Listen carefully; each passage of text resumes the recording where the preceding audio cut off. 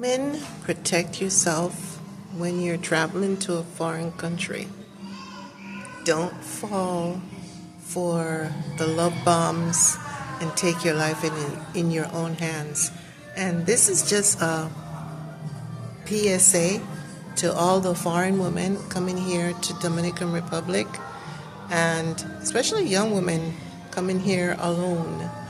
I just have a warning for you. Be careful. And this is just a story time for young women in general. And I'm going to get right into it. So, about 2 weeks ago, my husband, I don't know if you guys know, everybody who's been following me knows my husband is a police officer. And he's, very concerned with the situation with foreigners and living here in Dominican Republic. And he takes a general interest in humanity, period. So about 2 weeks ago, a young lady showed up at the police department when he was at work. He works in internal affairs, and had a situation where she had been a victim of some sort of a domestic violence by a boyfriend. And she didn't speak Spanish. The guy who translated for her at the time that brought her in was a motor concha guy, which is a guy that drives a motor taxi, which was really nice of him to bring her in and stay there and explain what was happening.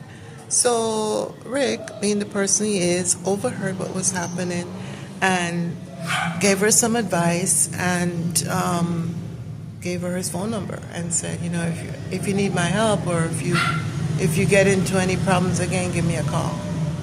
Lo and behold, a few days ago, she called him and said that the person who is her now ex, I have not heard from her since then, broke into her apartment. She sent a picture of the lock. The door was broken open. Good thing she was not there. That might have actually saved her life.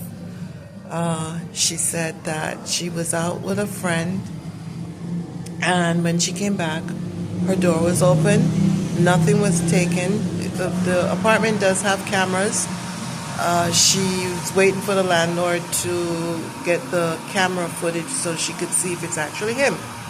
So what happened is, when I heard him I heard him talking on the phone, and then he came off and he said, "Okay, this is the same person." I said, "You gave her some good advice. You told her to report it again, but I need to talk to her."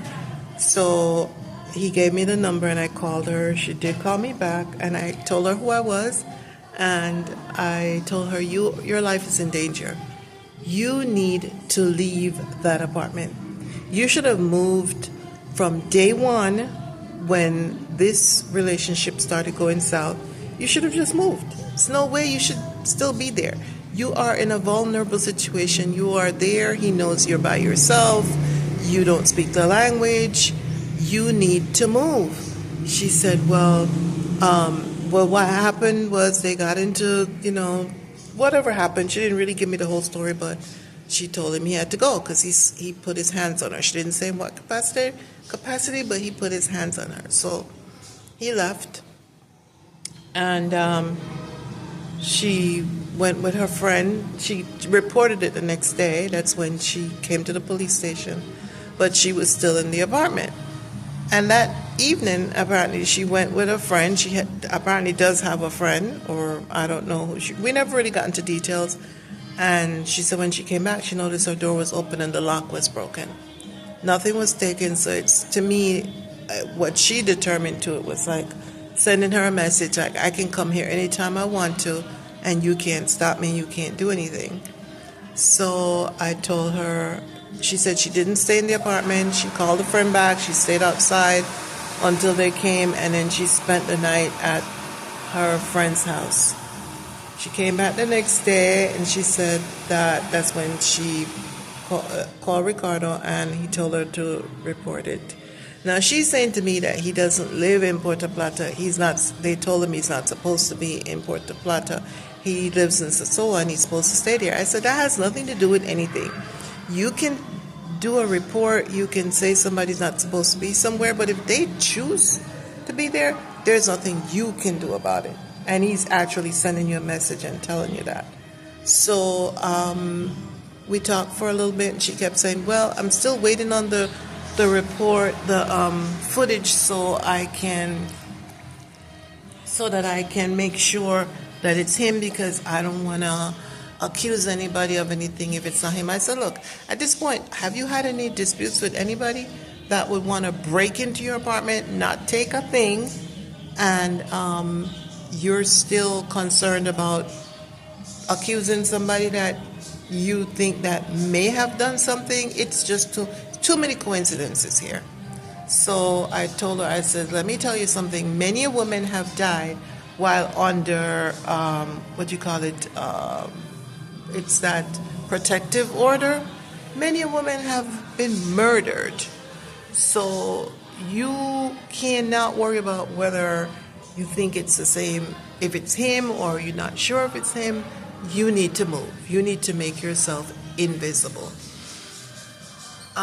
So at that point, I told her, she said she had started looking for a place, but she was, it was going to cost money and all that. So I guess whatever her budget was, she wasn't prepared to actually move at the time. I don't know. But it so happened, she said, imagine I lost my job the same day I got into this mess. And it so happened that, when I said, well, where do you work? And it so happened she worked for my son, who owns a call center. And he had just laid off a few people because things were slow. But, I told her, you cannot be naive over here.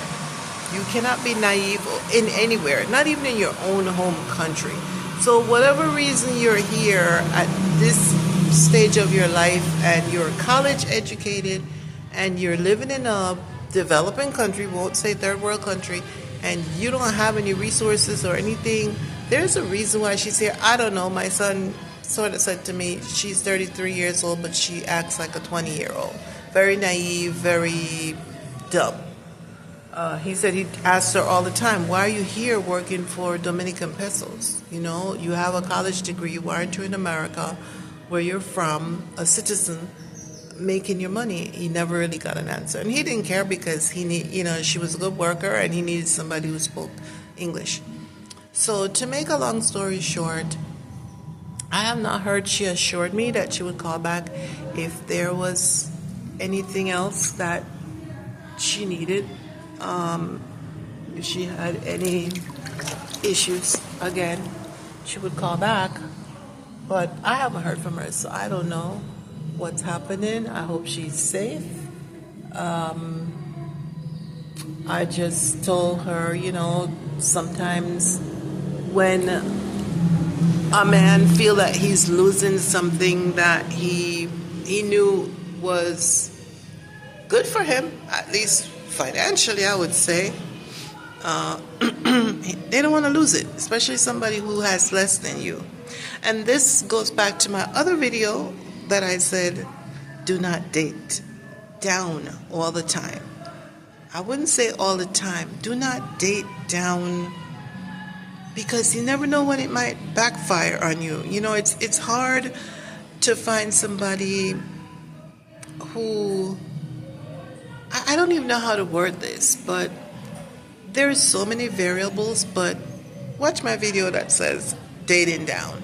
There's pros and there's cons. And especially when, as Rick always says, when you start with your wallet, you're going to have to keep that up. And the minute you stop with the wallet, people change. So even if you're dating somebody after a few months and you look for certain little red flags. She said that she's only known him maybe 3 months. There's no reason for her to have moved him into her apartment, and apparently that's what she did. So she was dating with her wallet. And of course, whatever situation she left in the States, she found peace here for a while. And she's young, I'm sure. So, companionship is important. I don't know what her status is. I don't know if she has a lot of friends, if she has, why she chose Dominican Republic. I don't know. I didn't get into the who, what, where, when's, why is her house. But I just told her to be careful and move. Make herself scarce. Do not go to that apartment. Get out.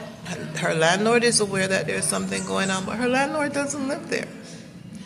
So we haven't had any reports of any foreigners or any American female being found anywhere, or anything negative happening to. So I pray that she's fine.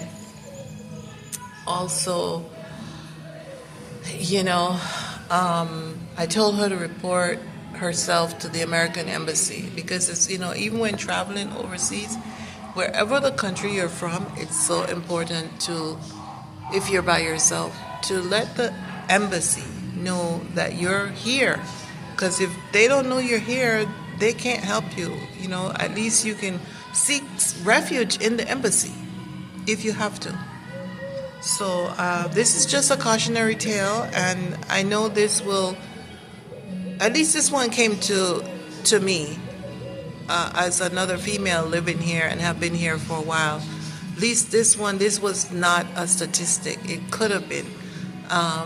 But I just want to let women know to just be careful. It's not all fun and games here. It's not, they talk about living in paradise, but paradise does have its dark sides. So be careful and kind of try to vet as much as you can the people that you come into your personal space, whether on a friendship basis, whether it's just a friend or to become a intimate partner. Take your time. Don't bring them into your home. Go see where they live. Don't let them know everything about you. Don't let them know you have no support here. Don't let them know where you work. He even called her job to ask if she was still working there. So, again, watch my video. It's going to come up here or there. I'm not sure. But watch that video, Dating Down. And, again, just be careful. See you on the next video.